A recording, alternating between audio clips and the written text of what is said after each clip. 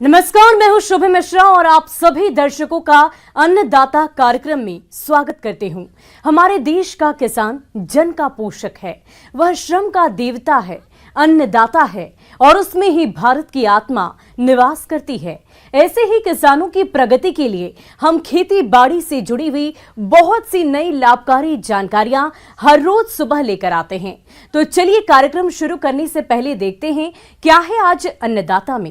प्रदेश में धान की कटाई का कार्य चल रहा है और अक्सर देखने में आता है कि किसान फसल कटाई के बाद बचे हुए फसल अवशेषों में आग लगा देते हैं, जो कि सही नहीं है।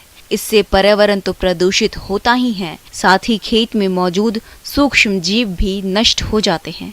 नतीजा ये होता है कि धीरे धीरे खेत की मिट्टी बंजर होने लगती है। ऐसे में इन फसल अवशेषों का सही तरीके से प्रबंधन करके आप ऐसी परेशानी से बच सकते हैं।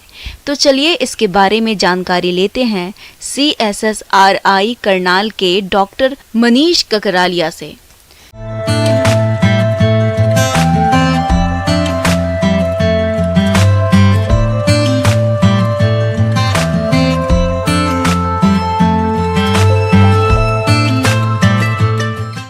धान की अभी कटाई चल रही है, लेकिन जो किसान क्या होता है कि वो ये सोचता है कि हमने कटाई कर ली और हम इसको कैसे प्रबंधन करें कि हमारा जो खेत है वो जल्दी से खाली हो जाए।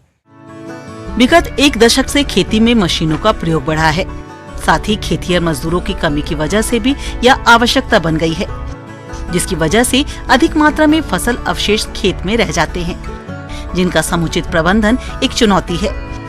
फसल अवशेष जलाने से जमीन की ऊपरी सतह पर बने रहने वाले सूक्ष्म जीव, मित्र कीट और कीचुए नष्ट हो जाते हैं, जिससे भूमि की उर्वरा शक्ति में भी कमी आती है। इसके अलावा पराली जलाने से मनुष्य को स्वास्थ्य संबंधी समस्याएं आने लगती है।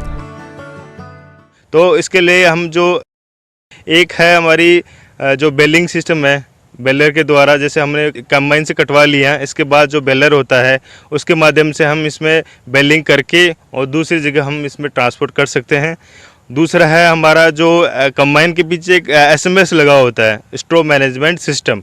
उसके द्वारा हम जो पराली होती है वो कंबाइन से कटवाते हैं, लेकिन जो पराली बड़े बड़े फाने होते हैं उसको छोटे छोटे टुकड़ों में काट के और उसमें हम जो हमारी गेहूं की या दूसरी कोई भी फसल है उसकी आराम से हम उसमें फानों के अंदर या जो पराली है उसके अंदर पूरी हम आगे की फसल की हम बिजाई कर सकें।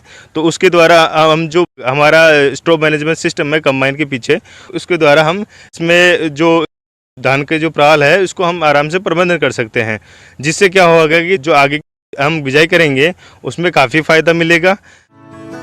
इसके अलावा फसल की कटाई के उपरांत रोटावेटर से जुताई करके एक पानी लगा देने से फसल अवशेष मिट्टी में मिल जाते हैं।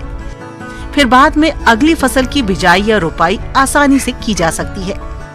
धान के अवशेषों की जुताई करके पानी लगा देने से प्रबंधन संभव है।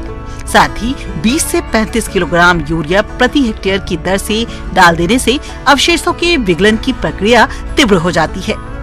फसल अवशेषों का प्रयोग खाद बनाने के लिए कर सकते हैं। साथ ही बेस्ट डिकम्पोजर का फसल अवशेषों में प्रयोग करने से यह खाद के रूप में तेजी से परिवर्तित होते हैं। और इसके अलावा हम बात करें, यदि मुनाफे की बात करें तो हम यदि कि हम ये चीज़ कर रहे हैं तो इससे कितना मुनाफा होगा।